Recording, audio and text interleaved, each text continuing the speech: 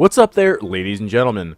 We're gonna hop right on Battle Spot because I just selected the team, and I keep forgetting that when you select the team, you hop right on the Battle Spot. It's not like the ORES ladder where you can actually select your team, sit in the queue, and then not search for a player. Anyway, we're just gonna jump right into this. Ranking really does suck. Kind of tanked after I was playing a couple low ladder teams on stream, so hopefully we can do pretty well in this episode. Probably going to get about 2 battles. I don't have too much time, and we have a pretty interesting team right here. Actually, a really interesting team. He's got a pretty good ranking for having this team, so I think he was like 1586. So Edmure is going to have a Tapu Bulu, a Pelipper, so we're going to have the Pelipper mirror. Interesting to see whether or not he's going to have a Timid Pelipper, because it will outspeed mine, so I am modest. Scizor, Muck, the Salazzle, and the, I forget what that thing, Gliscopod? I think that's what it is. And it gets that, like, priority bug move? I don't know. We're gonna have to watch out for the Gliscopod. I know it's water bug. Anyway, I think Muck's a pretty good lead right here. Really good lead, actually. He doesn't have any Intimidate support. He can't really do too much against Muck. Especially not with the Salandit. He might be able to do some damage with the Pelipper, actually. I can imprison his Muck. Question is, do I feel comfortable enough to lead my Pelipper against his Pelipper? Possibly match the Tailwinds. I think that's the play I'm going to have to end up going for. Yeah, bring the Tapu Koko in the back.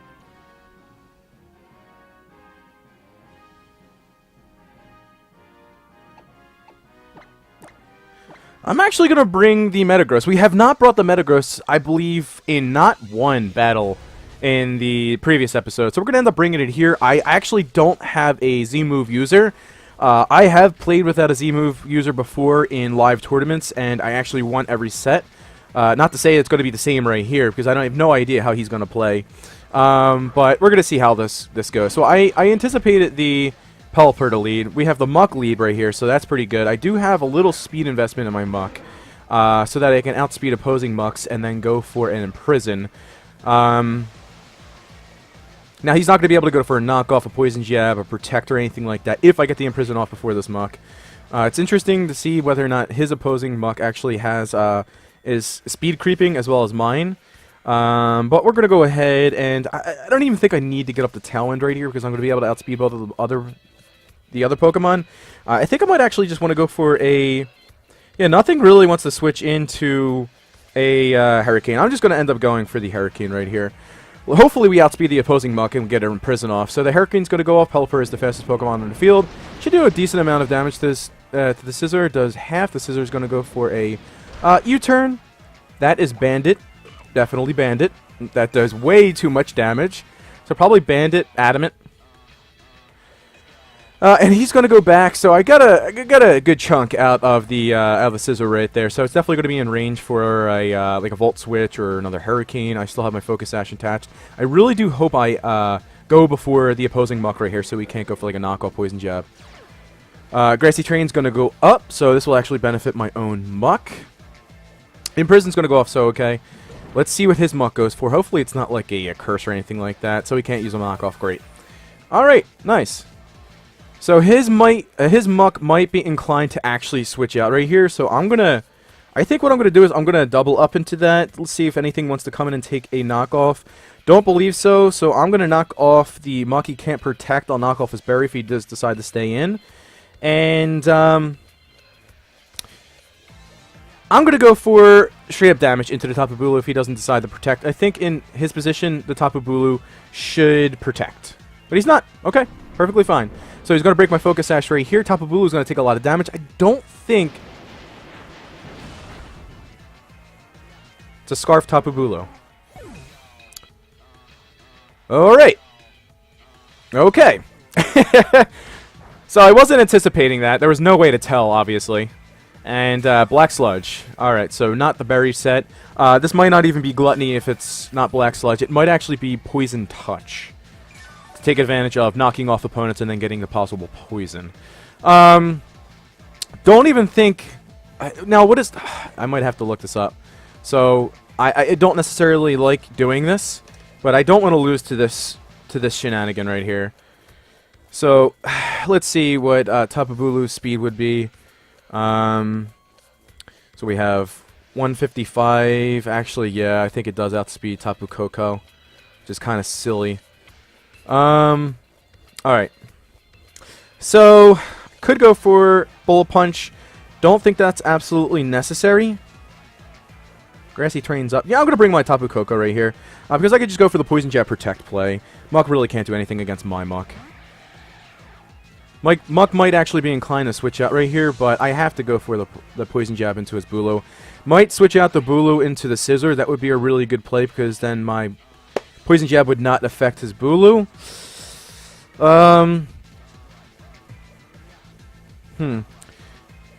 I can't it's Scarf, so I can't afford him to get a knockout on my Tapu Koko, because then he just goes for a Wood Hammer into the Tapu Koko.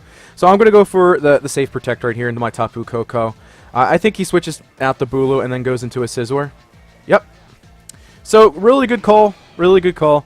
That was pretty obvious, but I mean, I can't be making like huge predictions and stuff like that. So he's going to go for the Shadow Sneak into Tapu Koko. Okay.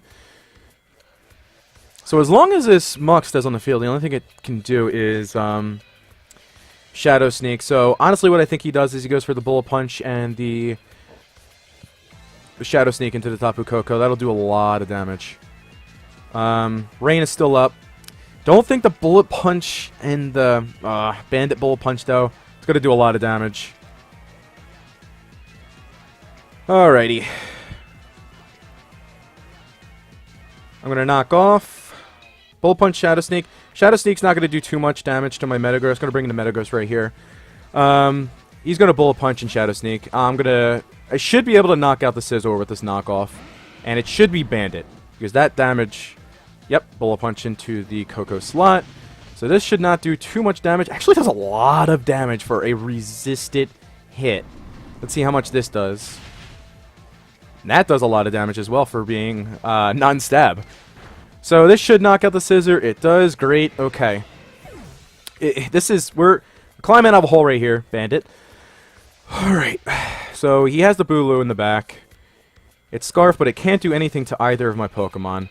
The Golisopod's gonna come in.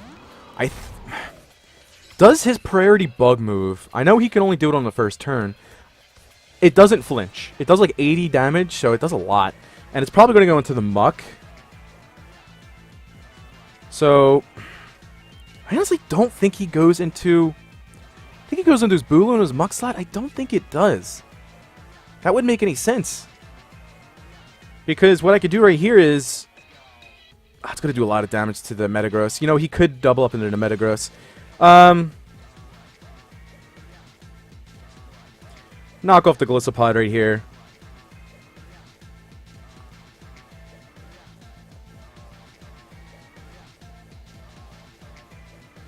I'm going to Meteor Mash into the Muck. Let's get some damage onto the Muck.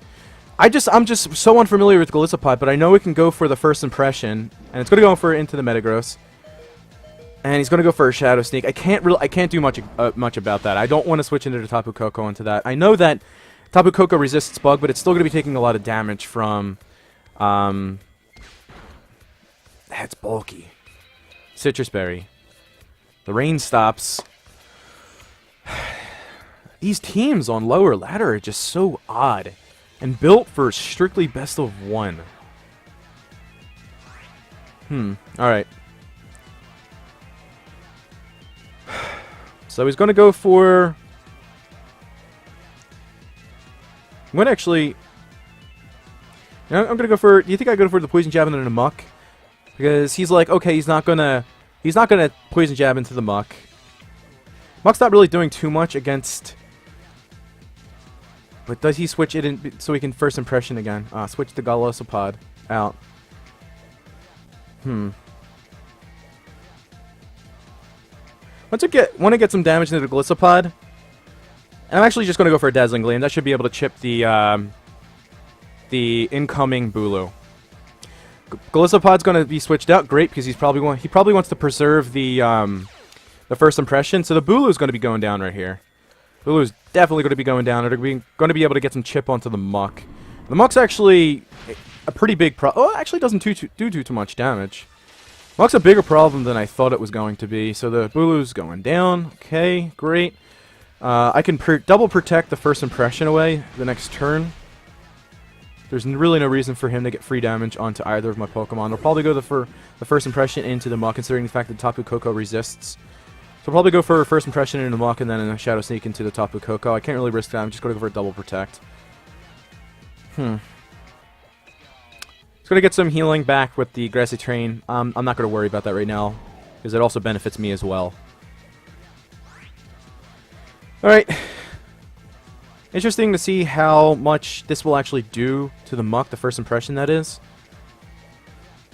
I honestly don't think it'll do too much, so I'm going to go for the Poison Jab into the Gliscopod, and I'm just going to protect the Tapu Koko, because the Shadow Sneak isn't doing too much to the Muck. Because I think he'll just Shadow Sneak into the Tapu Koko, and they go for the first impression into the Muck. Yep, into the Tapu Koko. Though he's not going for a first impression, so he's probably going for some type of attack into the Muck. That thing is so bulky. A Liquidation into the Tapu Koko, so to double up into Tapu Koko, great. As far as I'm aware, the Gliscopod is Water Bug. I'm almost positive that is Water Bug. Looks like it has pretty good defenses. Let's see how good its special defenses are. We just seen that the Muck had outsped the Gliscopod. So, I'm going to double up into the Gliscopod. Just gonna go for a Dazzling, because the Dazzling Gleam covers the Muck. Because if the Gliscopod ends up protecting, match is gonna be forfeit. I was just gonna go for the Dazzling Gleam and the Poison Jab into the Gliscopod because my Muck had outsped it. Did pretty decent damage, and then the Dazzling Gleam should have been able to get a decent amount of chip onto the Gliscopod if it hadn't already taken it out. The match was looking pretty good. The only thing he could do with my Muck was Shadow Sneak it. So I think I had that game. I don't know. I don't really think he should have quit, because if he was able to take out my Tapu Koko, his Muck could have potentially 1v1'd my Muck. But either way, we're gonna get a win right there. So let's and it's pretty cool that we were using. Let's do Lucamine version 2. We were using the Guzma's theme. So player from Austria, okay, Australia. We were just using. Okay, so we have some shenanigans on this team. So we're gonna have Water Shuriken Smeargle right here with the weakness policy Palossand. So yeah, all right, and the rest of his team's pretty standard. Could definitely lead the Gigalith. Could definitely see the Gigalith and the Tapu Koko leading right here because it prevents my rain from going up. And he can Volt Switch, do plenty of damage to my, the opposing Pokemon. So I think Metagross is actually a pretty good lead right here. Can also lead the Palossand and the Smeargle, in which case I could bring the Tapu Koko and the Metagross in the front. What do I do against this Palossand though? Because I gotta really prepare for the Palossand. So Water Compaction increases its defense and not its special defense. So who do I lead here in the front? I'm gonna lead the Metagross. I'm gonna lead the Tapu Koko. And I'm gonna bring Double Ducks in the back because if he leads the Gigalith, I can get a Meteor Mash off into it. I'm Assault Fest, so I can pretty much take any attack that the Tapu Koko wants to throw at me. He can't get an Intimidate down on me. I can switch into my Pelipper if it leads the Arcanine, so let's see how this wants to work itself out. This is lower ladder right now, so I'm not going to really, stress about this game and this matchup too much. Obviously, our opponent wants to have a little bit of fun. He's using a cool technique. Pretty fun tech with the Palossand and the Smeargle. Alright, so let's see what he wants to lead. We're going to lead the Tapu Koko and the Metagross. Interesting to see what his lead is. Smeargle and Kartana. So Kartana could either go for a Mat Block and a Fake Out. And if he goes for a Fake Out, I can only imagine that's going to be going into the Tapu Koko. So probably see like a Fake Out and Leaf Blade into Tapu Koko. If not, a Fake Out and a Fake Out and a Substitute. So on off chance he wants to go for a fake out and a leaf blade and a Tapu Koko, I'm going to protect the Tapu Koko. And I'm going to Earthquake right here because that's going to break the sash of the Smeargle. The Smeargle Scarf. It's going to probably break the sash of the Kartana. If he wants to go for a substitute, it should break the substitute. And if he goes for the fake out into the Metagross, in which he shouldn't. Yeah, so that makes 0 sense. It really does. So he's going to go for the Leaf Blade into the Tapu Koko. So if he goes for the Leaf Blade into the Tapu Koko and the fake out into the Metagross right there, what that tells me is that the Kartana is scarfed. So it's probably Adamant Kartana. It's scarfed, so he'll be able to outspeed my Tapu Koko, take it out, and he wanted to go for the fake out into the Metagross, so I guess I didn't Hammer Arm or something like that.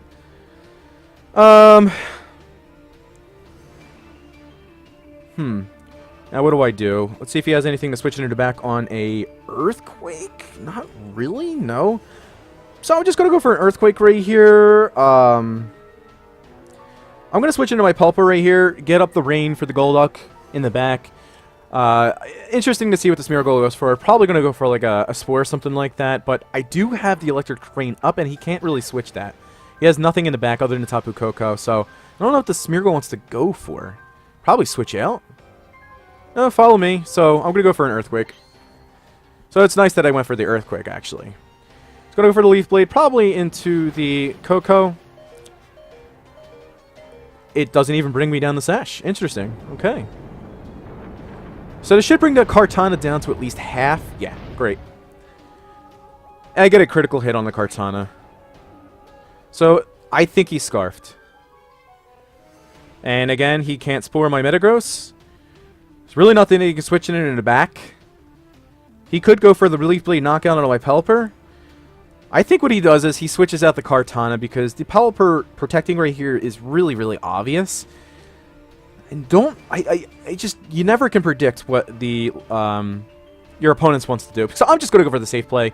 Go for the Protect. Okay, great. So he's going to stay in right here. Go for the Protect and then go for the Earthquake. He's going to go for a Wide Guard, okay? So good play, good play. Leaf Blade probably into the Pelipper, so it's a dead turn right there. And the Earthquake's going to be blocked. Okay. Now, does he go for a Follow Me?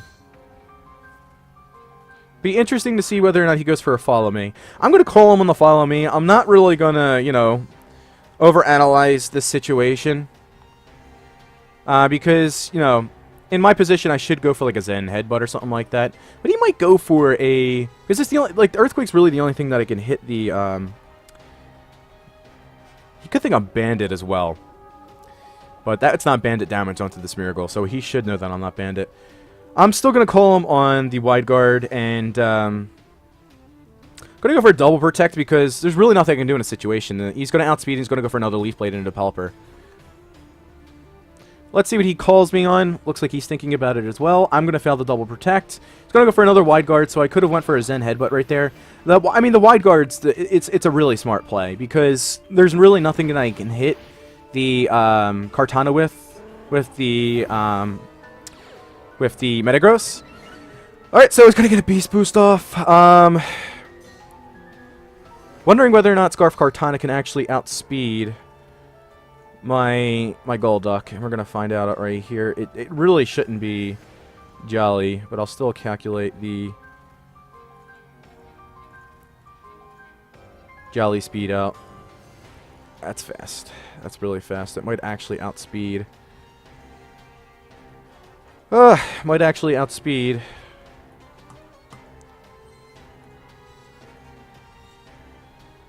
Yeah, well, there's nothing I can do about it if it outspeeds. So, let's bring in the, hold on. So, alright, yeah, Wide Guard's higher priority. So, let's see if he could switch anything in. Not really. So, Moment of Truth right here. So, I'm going to go for a, Bull Punch right there. Because he's likely going to go for a Follow Me. Now, I'll get out the Bull Punch before I can go for an Ice Beam, and, let's see how many turns of Rain we have left right here. We have one more turn of Rain. So I got to go for the knockout right now so I can take advantage of the rain next turn. Because if he Scarfed anyway, he's going to be outspeeding me. Let's see what he wants to go for right here. He's going to keep the Kartana. There's no reason to bring it out. He already has an advantage as well. Alright, so actually no, he's going to bring out the Kartana. Okay. Gigalith's going to come in. Did get rid of my rain. Okay, so that's kind of smart, but I could still outspeed and go for a Hydro Vortex the next turn. He's going to go for a Wide Guard. Okay, I'm going to go for the Bullet Punch. He's going to bring in the Kartana. That's really smart on his part, actually. He's going to be able to bring in the Kartana, outspeed my Pelipper now.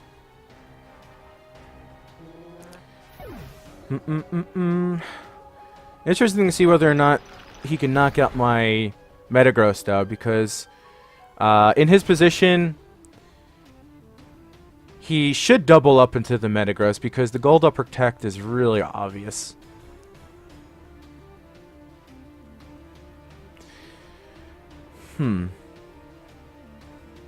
He's in a tough spot as well. I'm in a tough spot as well. Because I'm pretty much forced to protect my Golduck if he brings in his Kartana, but if he has his Tapu Koko, he can bring in a Tapu Koko, and then that will actually do a lot of damage to my Metagross, but I am Assault Vest, so I can protect Earthquake. So let's see what wants to go on right here. It's taking a lot of time to choose the Pokemon in the back. I think he has a Tapu Koko, if I'm correct. He's going to bring the Kartana, okay.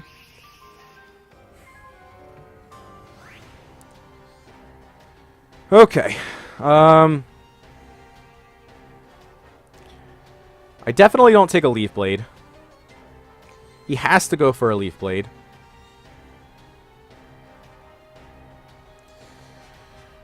Okay. What do I do here? I think I honestly have to go for like a Zen Headbutt crit.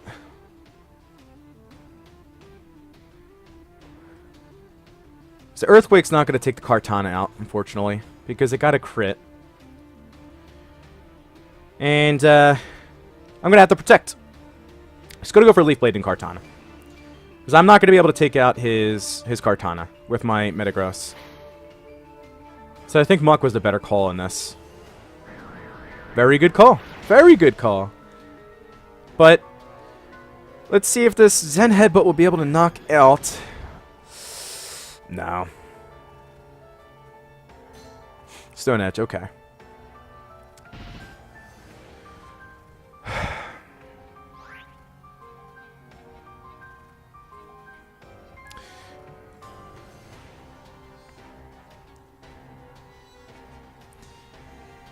So he's locked into Night Slash.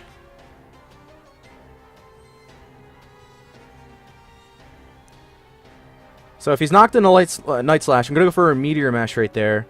I'm going to go for an Ice Beam right there. Meteor Mash should be able to take out the Gigalith. Night Slash into probably the Metagross right here. Does it take me out? It does. I should have brought in the Tapu Koko right. Tapu Koko right there. But then the Gigalith just free to go for an attack right there. I could have.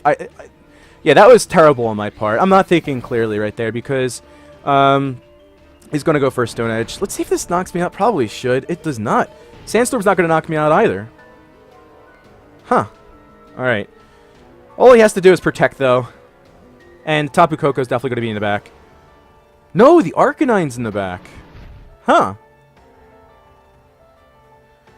I'm still in a tough spot right here, though. Should have went for the Hydro Vortex into the Gigalith. All right.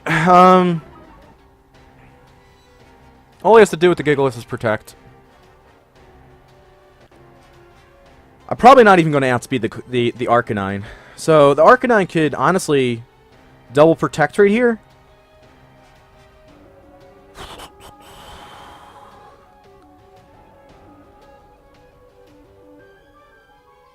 Not even fairly confident that the Hydro Vortex will be able to take out the Arcanine. So all he has to do is double protect.